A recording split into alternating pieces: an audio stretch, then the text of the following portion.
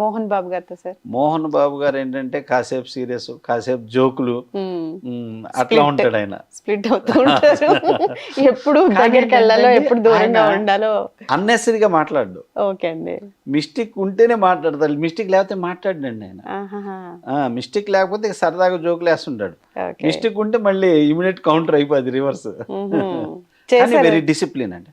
Discipline. Mohan Babu గారు ఎన్టీఆర్ గారిని follow అయ్యేవాళ్ళు కదా బాగా. ఆ టైమింగ్స్. ఆయనతో నేను రౌడీ మొగుడు సినిమా వర్క్ చేశానండి. తర్వాత ఆయన బ్యానర్ లోనే నేను డైరెక్ట్ చేశా. వాళ్ళ అబ్బాయి విష్ణు సెకండ్ ఫిలిం సూర్యం అనే సినిమా. దాంట్లోనే ఫస్ట్ టైం విష్ణు మోహన్ బాబు గారు ఇద్దరు సాంగ్ యాక్ట్ చేశారు. బాంబే హీరోయిన్ సెలీనా జెట్లీ. ఆ సినిమా అన్నమాట నేను చేసింది. విష్ణుకి ఫస్ట్ హిట్ సినిమా అది. అట్లాగా ఆయనతో ఆ సినిమా చేస్తూ ఏ రోజు నేను టైం మిస్ అవ్వలేదండి.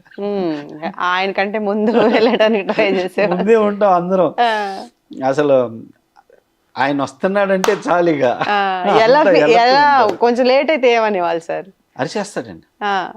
ఏమయ్యా నువ్వు డబ్బులు తీసుకుంటున్నావు, నీకేం తక్కువ చేశాను, ఎందుకు లేటుగా వచ్చావు, ఏంటి రీజన్, నీకు ఇంకో ప్రాబ్లమా, మా కంపెనీ ప్రాబ్లమా, ఎక్కడ మిస్టేక్ అంటాడు. కోపం ఎక్కువ అని టాక్ సార్ ఇండస్ట్రీలో. కోపం అంటే అన్నెసరీ కోపం కాదండి, కాకపోతే ఏంటంటే ఆయన వర్క్ విషయంలో టయానికి రాకపోయినా, వాళ్ళ వల్ల లేట్ అయినా అక్కడ కోపపడతాడు. కొడతారు అని కూడా అన్నెసరీగా అయితే లేదు. కొట్టారా సార్ ఎవరినైనా మీ ముందు? నా ముందు ఎప్పుడు జరగల, నా ముందు ఎప్పుడు జరగల. కానీ ఏంటంటే మేనేజర్లో పడేది, షూట్ ఇయ్యాల, ఎందుకు లేట్ అయింది, ఎవరు తప్పు, చేసుకున్నారా ఇప్పుడే? నేను మేనేజర్ కొట్టం చూసా. ఓకే, మీరు తప్పించుకున్నారు. వెళ్ళిపోతాడు అనుకున్నా. పెద్ద ఆయన కోపం వస్తే అలా కొడతాడు, మళ్ళీ పిలిచి మళ్ళీ డబ్బులు ఇస్తాడు సార్. అదేలేండి, ఆ కోపంలో ఒకటో రెండో పడుతూ. కానీ ఆయన అంటే వాళ్ళకి వర్క్ చేసే వాళ్ళకి కూడా ఆ మనిషి తత్వం అంతా అలవాటు అయి ఉంటుంది కదా. అదేలేండి, ఇంట్లో మన వాళ్ళు ఎలా ఫీల్ అవుతారో అలా ఫీల్ అయ్యేవాళ్ళు బహుశా. చూసుకుంటాడు. అంత మంచి నేచర్ కూడా ఆయన. కోపం వస్తే అలా ఉంటది, ప్రేమ వచ్చినా అలాగే ఉంటది. అంత మంచిది. Okay sir. వాళ్ళ సీనియర్స్ తోటి అదొక గుడ్ ఎక్స్పీరియన్స్ అండి. ఆ డిసిప్లిన్, ఆ కోపము, ఆ ప్రేమ అన్ని కూడా కలగలిపి ఉంటాయి అనుకుంటా. ఓకే, కానీ ఆయనతో బాగా వర్క్ చేశాను. Okay sir. నేనే ఆడుకున్నాను ఆయనతోటి. అవునండి, ఎలా సార్? ఒక ఎక్స్పీరియన్స్ చెప్పండి. మిస్ అయ్యేవాడిని కాదు, మళ్ళీ వర్క్ లో మిస్ అయ్యేవాడిని కాదు. ఓకే, ఆయన 500 సినిమాలు చేశారు. అదే ఎక్స్పీరియన్స్ కి నేను ఇక్కడ వర్క్ చేసేవాడిని అనమాట. అందువల్ల ఆయన చేత ఏది చెప్పించుకునే స్థాయిలో లేను. అందువల్ల బాగా లైక్ చేశారు ఆయన. అందుకే ఒక ఆయనది విష్ణు సినిమా కూడా ఇచ్చినట్టున్నారు. అవునవును సార్. తర్వాత ఫస్ట్ డైరెక్షన్ మూవీకి ఎలా ప్లాన్ చేసుకున్నారు? ఫస్ట్ డైరెక్షన్ మూవీ అండి ఆర్బి చౌదరి గారు సూపర్ గుడ్ ఫిలిమ్స్ బ్యానర్లు అనమాట. చాలా కథలు చెప్తానికి వెళ్తున్నాను, బట్ ఫస్ట్ టైం చెప్పే కథతో ఓకే అవ్వాలి. ఏం కథ చేయాలి, ఎలాంటి కథ చేయాలనుకొని నేను అనుకున్నాను, అమ్మ అంటే ప్రతి వాళ్ళకి ఇష్టం, మొదటి ఇష్టం అమ్మ. సో అమ్మ మీద చెబుదాం, ఆ అమ్మ మీద చేసే కథ చేస్తే నాకు ఫస్ట్ హిట్ వచ్చింది అనేది నా first feeling. So next mother sentiment సినిమాలు ఏమొచ్చినాయి అసలు ఈ టైంలో అని చూసుకుంటే బిఫోర్ 10 years తర్వాత సినిమా లేదు. సో అందుకని నేను మదర్ సెంటిమెంట్ స్క్రిప్ట్ చెప్పాను ఆర్బి చౌదరి గారు. ఆయన సింగిల్ సిట్టింగ్లో ఓకే చేశారు కథ. ఓకే చేసేసి ఇక అప్పుడు హీరో రాజశేఖర్కి చెప్పించడం ఇలాంటివన్నీ చేశారు. చేశాక అయితే అట్లాగా నాకు వాళ్ళు నా కథ విని నేను చెప్పే విధానం నచ్చి ఇమ్మీడియట్ రాజశేఖర్ చాలా షార్ప్గా ఉన్నాడండి సముద్ర, ఆయనకి ఇవ్వండి అని రాజశేఖర్ చెప్పటం, ఆర్బి చౌదరి గారు వాళ్ళు ఇవ్వటం, అట్లా చేశారు. అట్లాగా నాకు ఫస్ట్ అవకాశం వచ్చింది. అంతేకాకుండా ఆర్బి చౌదరి గారికి ఏంటంటే ఇష్టం, జనరల్గా మన అవకాశం కోసం మనం వెళ్ళి మాట్లాడతాం. నాతో పాటు ఇంకొక 4-5 డైరెక్టర్లు వచ్చేవాళ్ళు. మేమంతా గ్రూప్గా కలిసేవాళ్ళం. తమిళ్లో లింగస్వామి, నేను, షాజహాన్ అని విజయ్తో చేశాడండి, రవి, రాజేంద్ర, ఇట్లా మేమందరం ఒక బ్యాచ్ ఉంది సూపర్ గుడ్ లో ట్రై చేసినాడు. అప్పుడు ఈ నలుగురు ఎవరన్నా కథ చెప్పింది బాగుంది అనుకోండి, నేనే వెళ్ళిపోయానికి సార్ ఆ డైరెక్టర్ కొత్త అతను కథ బాగుందండి, తమిళ్లో కూడా మీరు తమిళ్లో కూడా ఆ కథ బాగుంది సార్, అది వినండి సార్ అనేవాడిని. ఏమయ్యా నీ కథ నా కథ వినండి, నాకు అవకాశం ఇవ్వండి, పక్కోడికి అవకాశం ఇవ్వంటావేంటి నువ్వు అనేవాడు చౌదరి గారు.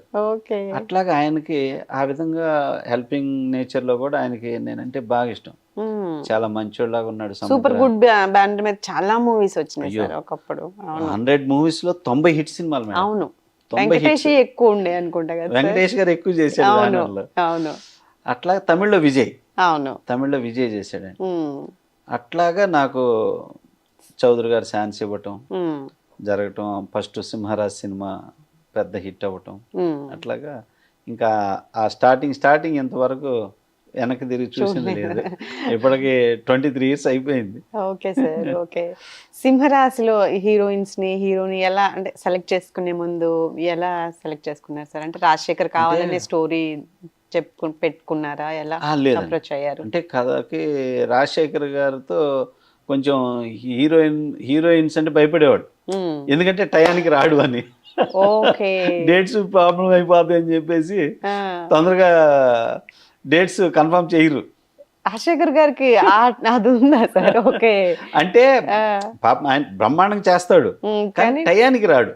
ఓకే ఓకే, ఇక్కడ డేట్స్ వేస్ట్ అవుతాయి అని చెప్పేసి హీరోయిన్స్ కూడా తొందరగా కన్ఫర్మ్ చేయరు. సో అలాంటి ప్రాబ్లంలో ఆ హీరోయిన్ ఈ హీరోయిన్ అనుకుంటా కుదరలా. అప్పుడు సాక్షి శివానంద్ చేస్తానన్నాక అప్పుడు ఆ అమ్మాయిని ఓకే చేయటం, సాక్షి శివానంద్ గారిని, మనోరమ గారిని, వీళ్ళందరూ గిరిబాబు గారిని వీళ్ళందరూ చేయటం, అట్లాగా జరిగింది. సింహరాజులో డైలాగ్ ఉంటుంది సార్, అందులోనే అనుకుంటా కదా సార్, ఒకసారి రామ్మ మెరుపు, బ్రహ్మానందం గారు మెరుపుతే కామెడీ. పెళ్లి కొడుకు వచ్చాడు, రాజన్న వచ్చినాడు, వాళ్ళ బ్రాహ్మణి రామబ్రహ్మం వచ్చినాడు, ఒక్కసారి వచ్చి అలాగే వెళ్ళిపోద్ది ఆ డైలాగు. ఇప్పుడు పిల్లలకు కూడా నోటెడ్, ఇప్పటికి మంచిది మేడం. ఎవరైనా చాలా మంది ఎవరైనా లోపల నుంచి తొందర రాపోతే ఒక్కసారి రామ్మ మెరుపుతే అంటూ ఉంటారు పిల్లలు. అవును, అది చాలా నోటెడ్ గా ఉంటుంది. అద్భుతమైన కామెడీ సార్ అది. అవును, బ్రహ్మానందం గారు కూడా అసలు ఆ వెళ్ళిపోయిన దానికి అద్భుతమైన రియాక్షన్ అనమాట. ఆ రియాక్షన్ కి అస్సలు ఆడిటోరియం గొల్లు అని చెప్పేసి అలాంటి ఒక కామెడీ టైమింగ్ ఉన్నటువంటి గ్రేట్ ఆర్టిస్ట్ అండి బ్రహ్మానందం గారు. ఆయన చేసిన అతని వల్ల ఆడిన సినిమాలు కూడా, ఆయన వల్ల కూడా ఎంతో మంది రిపీట్ ఆడియన్స్ ఆ సినిమాలో. అలాగే కోవైసర్ల గారి కాంబినేషన్ బ్రహ్మానందం గారు వైఫ్ అనమాట, కదిలితే ఆ సినిమాలో కొట్టింది బ్రహ్మానందం గారిని. అదేంటే కిటికీ ఎక్కుతావు, గోడ ఎక్కుతావు, పైకి ఎక్కి కొడతావు, నవ్వుకునే వాళ్ళ సార్ సెట్ లో నవ్వొచ్చేది మేడం. అసలు బ్రహ్మానందం గారు నన్ను ఇష్టం లేకుండా వీడు కావాలని నన్ను పెళ్లి చేసుకున్నాడు అని చెప్పేసి ఆయనకి బ్లాక్ శారీ కట్టుకుని ఉంచునేది ఇట్లా నిరసనగా. అట్లా ఫస్ట్ నైట్ రోజు కూడా అనమాట, అందరు తెల్ల శారీ కట్టుకుని వస్తే కోవేశ్వర బ్లాక్ శారీ కట్టుకుని. అట్లాగే సినిమాలో చాలా చాలా హ్యాపీగా ఎంజాయ్ చేస్తూ చేసామండి. అసలు ఎంత హ్యాపీ చేశాను నా లైఫ్లో కూడా. ఫస్ట్ సినిమా ఇప్పటికీ the best film Simharasi. Please do subscribe to Telugu Rajyam channel. Please do subscribe to Telugu Rajyam channel.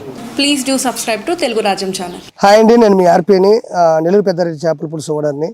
మీరు తెలుగు రాజ్యం అనే ఈ యూట్యూబ్ ఛానల్ సబ్స్క్రైబ్ చేసుకుని మంచి మంచి వీడియోలతో వస్తారు. Thank you so much. Hi people, I'm Sonakshi Verma and you please watch Telugu Rajyam and please subscribe to the channel.